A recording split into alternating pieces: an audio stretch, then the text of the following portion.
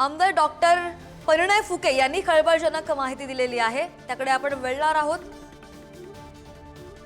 मात्र विधानसभेमध्ये प्रश्न न लावण्यासाठी नेत्यांच्या एजंटकडून पैशांचा व्यवहार करण्यात आला आणि विरोधी पक्षामधील आमदारांसह 7 ते 8 जवळचे कार्यकर्ते सहभागी असल्याचं सुद्धा माहिती आमदार डॉक्टर परिणय फुके यांनी दिलेली आहे।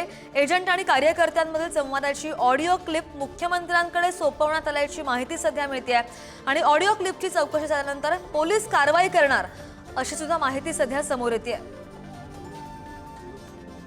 काय सांगाल नेमके तुम्ही जे सभागृहात आरोप केलेले आहेत की एजंटकडून पैसे घेतात किंवा प्रश्नांसाठी पैसे हा मोठा आणि प्रश्न न लावण्यासाठी नेमकं काय म्हणणं आहे तुमचं? बघा असं आहे की अनेक विरोधी पक्षाचे काही नेते एकतर ब्लॅकमेलिंगच्या दृष्टिकोनातून अनेक लोक प्रश्न लावतात की एलक्यू लावतात किंवा लक्षवेधी लावतात आणि त्या लोकांना संबंधित लोकांना धमक्या देऊन ब्लॅकमेलिंग करून त्यांच्याकडनं पैसे उघडण्याचं काम अनेक लोक करत असतात।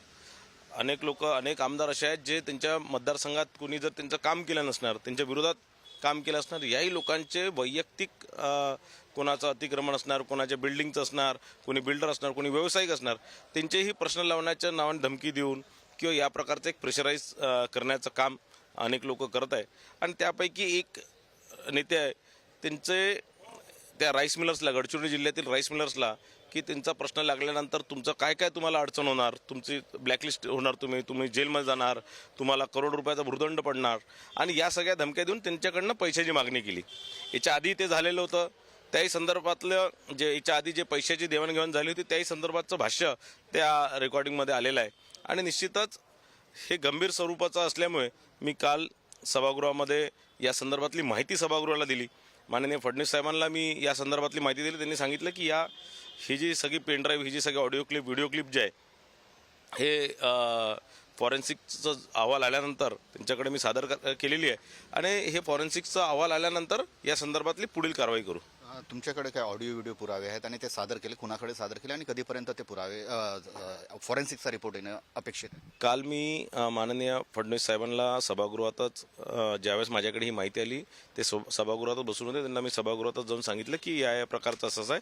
त्यांनी सूचना केल्या की ठीक आहे, तुम्ही ही माहिती सभागृहाला द्या आणि ह्या सगळ्या पेनड्राईव्ह आणि आता CDR वगैरे जमा करून या सगळ्या याचं फॉरेन्सिक्स आम्ही करणार आहे त्यांनी सांगितलं। विचारायचं म्हणजे की हा केवळ कुठल्या एका प्रादेशिक विभागातील असे आहेत की संपूर्ण राज्यात अशा प्रकारचे आणि तुमच्याकडे आलेले पर्टिक्युलर कोणत्या भागातील आहेत? नाही, हे गडचिरोलीतलं आहे। काल गडचिरोलीच्या राईस मिल संदर्भातच हा लक्षवेधी लागली होती आणि त्याच संदर्भात माझ्याकडे ही तक्रार आली। त्याच संदर्भात एक राईस मिल मालकांनी मला ह्या सगळे ऑडिओ क्लिप्स आणि व्हिडिओ क्लिप्स आणून दिले।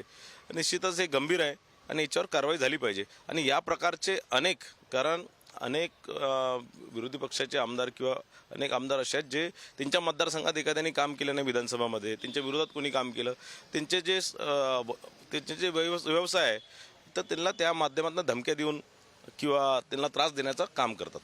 यात काही नेते पण आहेत की नुसते कार्यकर्ते आहेत, एजंट आहेत आणि असे साधारणतः आतापर्यंत तुमच्यापर्यंत आलेली माहिती जी आहे त्यामध्ये किती जण समावेश आहे?